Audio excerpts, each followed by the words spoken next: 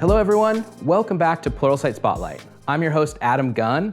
You can tell we're in a unique place today. We're coming to you from San Francisco, where we're at the intersection of the B-Sides Conference and RSA Conference. Really excited to have as a guest today, John Elliott. John is a respected cybersecurity payments, risk, and privacy specialist with over 25 years of experience. He is fascinated by the way that people engage with security directives, whether it's a company following external regulation, an information security team developing policies, an IT team following them, or a colleague who is just trying to do their job securely. John has led initiatives for information security and data protection in aviation and financial services. He has represented both Visa Europe and MasterCard on the PCI Standards Council and contributed to various PCI standards, including PCI DSS version 4. John holds his master's degree in information rights law and is fellow of the British Computer Society, the Chartered Institute for IT. John is also a big fan of watermelon beer, I hear. You bet, yeah. I love being in San Francisco. Giant stadium, really nice local brew pubs, and of course, 2 awesome security conferences. We come every year here. And tell me about those. Give me a snapshot of why you love coming to these 2 conferences in particular. It's a chance to recharge. We spend so much time quite focused on what we do. Here I go to different sessions about things that I'd like to learn about. I meet people and sit and chat in corridors. And at B-Sides is a great conference because it's very informal. It's done over the weekend. And there's lots of places where you can just sit down and this is quite strange as an English person because we don't do this as much, but like you sit down at B-Sides and someone will sit next to you and start a conversation. And you find out really interesting security things. I always come away really refreshed. I think going to a conference once a year is something that, I've come to this conference many times and just been to one session, and it has changed what I think about or what I go back and talk about. When you see something you think, I've never thought of it like that. That's brilliant. I had that experience at B-Sides on Saturday. I met somebody who had some really interesting thinking about how we do something in governance, risk, and compliance. And it's absolutely something I'm going to sort of get passionate about for the next 6 months and find out as much as I can, because it's sort of like, wow, I'd never thought about doing that. So that's why I come here. I also, on the program committee for RSA conference, so I have for the risk management track. So I have the joy of seeing 200 submissions come in and then whittling them down to 12 that actually get on at RSA. And it's actually really lovely then to go to a session because you've reviewed the slides, you might have coached the presenter about, maybe if we emphasize this, you see a really great session and everyone in the audience is getting good benefit from it. And of course I speak at RSA conference most years. Yeah, that's what I was going to say. A little bird told me you're doing a keynote. This will probably air after you've given that keynote, but what are you presenting on? I'm presenting on, I think we've broken the internet. What I mean about that is I think we've broken the security model of the internet. Because of a microservices architecture, we used to put all our business intelligence in a server. And so it would be a one-to-one conversation between this browser and your web server. What's happened now is that with microservices and with distributed microservices from many entities, we're tending to have lots of bits of JavaScript running in the browser, coming from multiple sources on the internet and the business intelligence in the browser.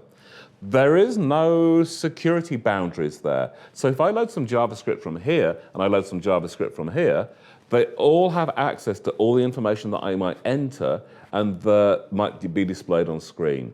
That ability of JavaScript to be able to access any sort of data means that this has been a criminal attack in payments for many years, and I think we're going to see this increase. So I'm talking about, I think we broke the internet. We need to work out, this microservices design is brilliant, but then how do we secure it?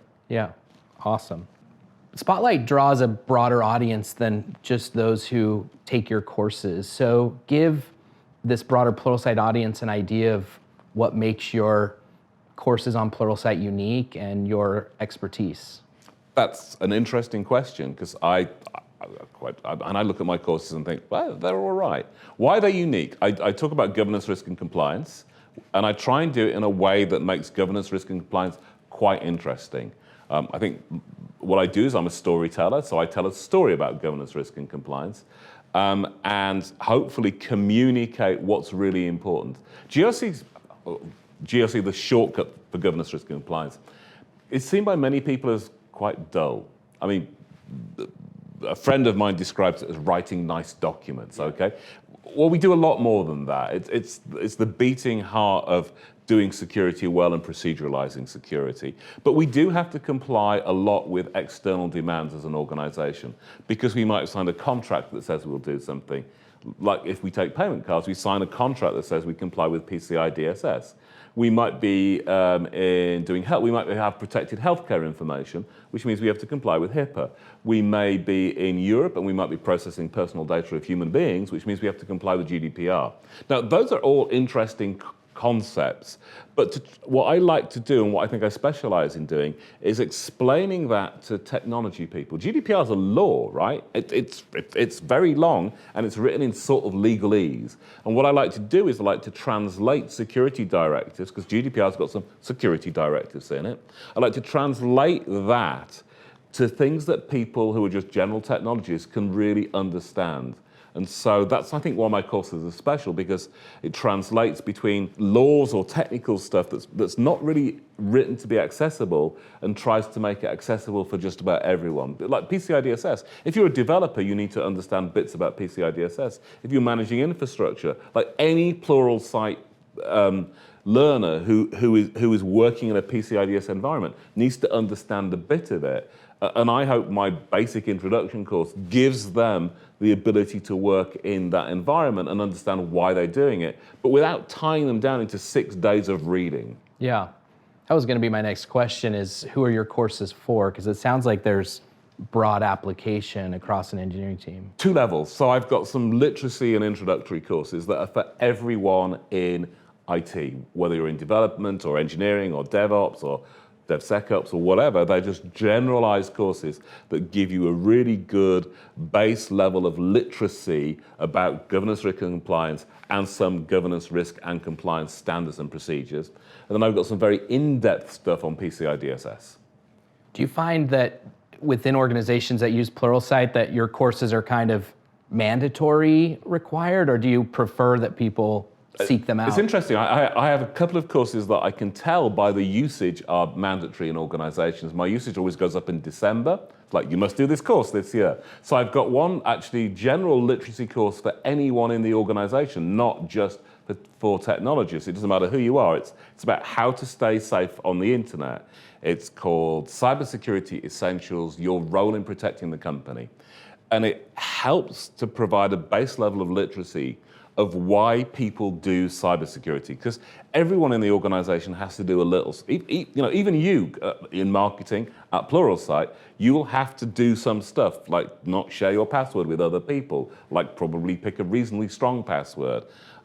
Like sometimes when you might have M&A type of activity of not sending that document out to your personal email address. There's some things that we ask everyone to do in an organization. And my course explains the why of that. It doesn't really go into this is what you need to do. It goes into why are we asking you to do that? Because I find a lot of cybersecurity education doesn't tell the why. It just says, do this. And people go, why am I doing this? And if people don't understand why they're being asked to do something, they're much less likely to do it. And then some of my other courses, yes, you can tell that they're used for compliance purposes.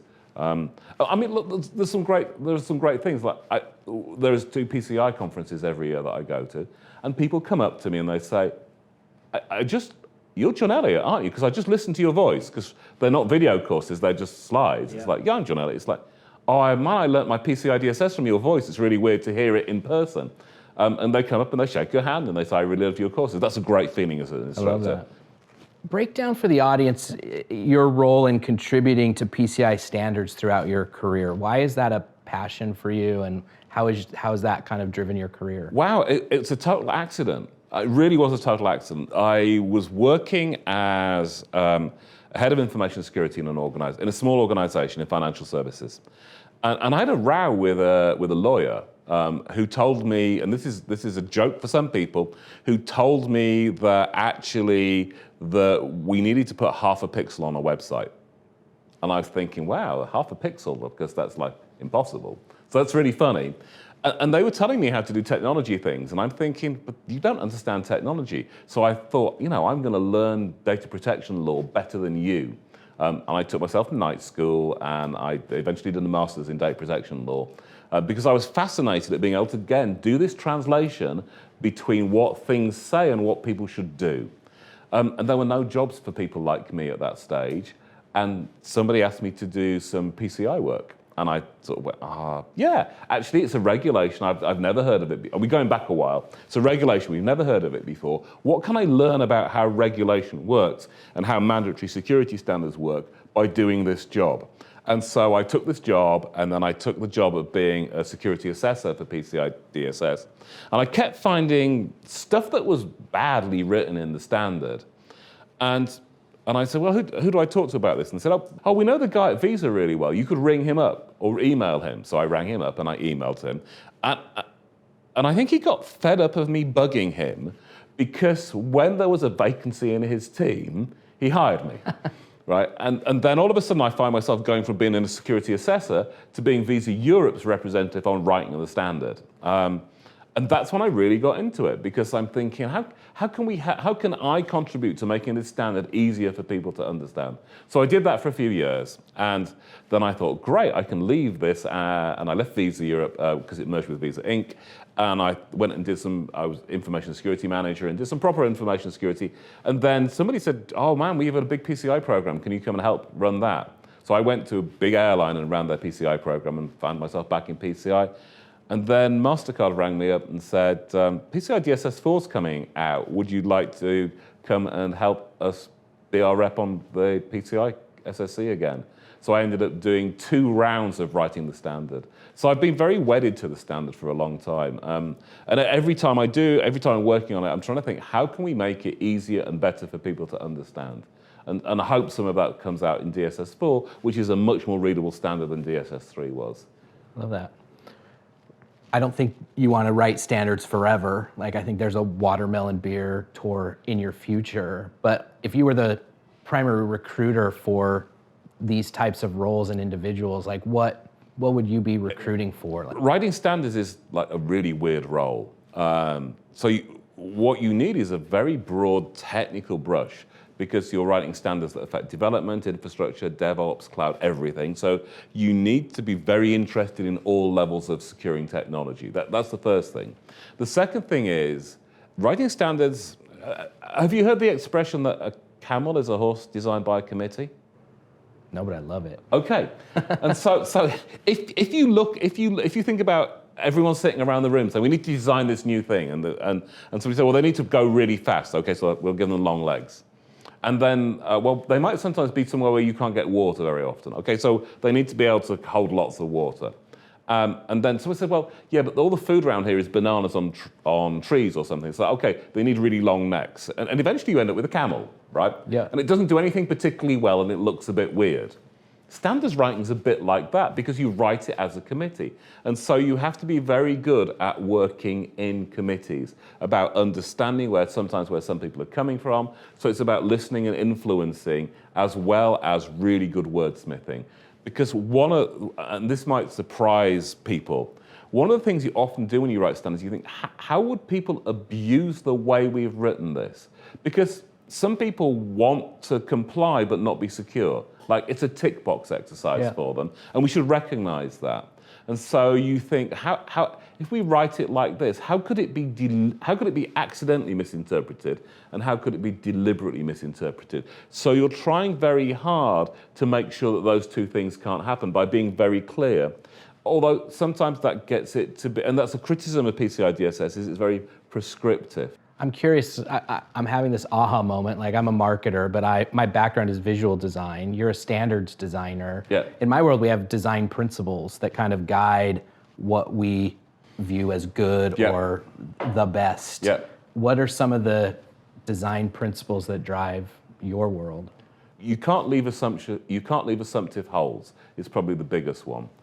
Let me give you an example. One version of the standard said, you have to have antivirus software.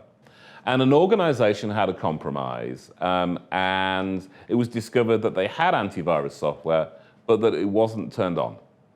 And they said, It's okay, the standard didn't say it had to be turned on, it just said we had to have antivirus software. And so you're always thinking, how do we write it clearly and by not missing something out?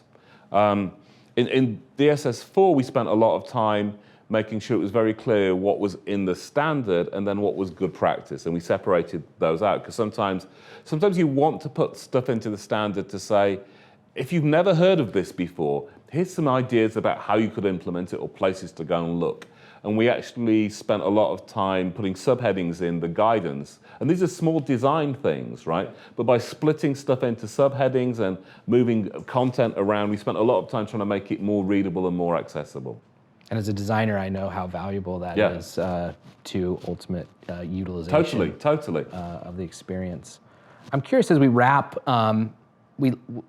and talking to security people, this is always a scary question, because we see in some of the data from our recent State of Upskilling survey that finding time to learn is kind of the biggest barrier for many. And in your world, like, that has a legitimate financial risk to businesses. What would your plea to learners in terms of prioritizing time for learning? Like, what would you say? What would your zinger be, or inspiration? Two things, really. One is, the great thing with Pluralsight is you don't actually have to do a whole course, right? And maybe a lot of people are conditioned to, like, I'm going to go and do this whole course. But if you just want to learn about a little, I often use Pluralsight for this. I can find a module or a clip that just tells me the thing I'd like to learn. That's worth spending 5 or 10 minutes doing, especially if you've been to in security. We're often faced with things that are new because development and cloud has changed the way that we build technology. The technology stack has changed a lot in the past 5 years. So we have containers, we have Kubernetes, we have CI/CD pipelines. There's different ways of securing that. So I would say to anyone in security, if you go to an organization and they're doing stuff you've not seen before, go and learn the stuff. Don't learn the security stuff. Learn the stuff so that when you're going to go and talk to a developer or the DevOps people, you actually understand what it is that they do, and then they'll work with you to help secure it. The other piece of advice, and this is not based around Pluralsight, the other piece of advice I'd always give to anyone is to never be afraid to say, I don't understand that, can you explain it to me? Because I've found that just about everyone else in technology is really happy to give you the time if you say, I don't understand that, can you explain it to me? Those would be like my magic words. I love that. Well, John, thanks for joining us. We end these always with a little bit of just get to know you questions. Okay. So I'm gonna give you a few of these rapid fire questions and we'll just see where this goes. Are you game? Yeah, sure. Okay. Do you have a secret talent? No. There's someone over here that might tell me otherwise, but we'll save that. Favorite pizza topping? Ooh, definitely anchovies, olives, and capers. Those are 3 that I don't. I've done 15 of these interviews, and that's the first time. And Neapolitan. That's Pizza awesome. from Naples. What did you want to be when you were a kid? Oh, obviously a Pluralsight instructor. Now you're just playing to me. I had no idea what I wanted to do when I was a kid. I'm not sure I still have an idea what I want to do now that I'm an adult. That's fair. Anything you're reading right now? I tend to have a few books on the go at the same time. I am reading a book by Norman Mailer about, well, it's a fictional book, but it's about the history of the CIA. Very cool. Dream vacation destination? It used to be here. It used to be San Francisco. Thailand. I've never been to Thailand. I love Thai food. I really want to go to Thailand. Team cat or team dog? Dog. 100% dog. Team dog. That's good. If you could have a superpower, what would it be? God, that would be to have one of those like special skills, wouldn't it? I'd actually like to be able to draw like you can draw. Oh, I could try to. I should have a drawing course on Pluralsight. Yeah. Maybe. I just have my art teacher kicked me out of class. I have zero hand-eye coordination. And if you were a flavor of ice cream, what would John Elliott be? Oh, I thought it was what's your favorite flavor of ice cream, because I got the answer to that one. Well, you could be. Most people are their favorite flavor. Yeah, so I'm with Peter Mossman's pistachio, great ice cream. And maybe that's mine as well, because some people say I'm a bit nuts. Well, I love that. Well, John, thanks so much for joining us. And to our audience, thanks for joining us on the Pluralsight Spotlight. We'll see you next time.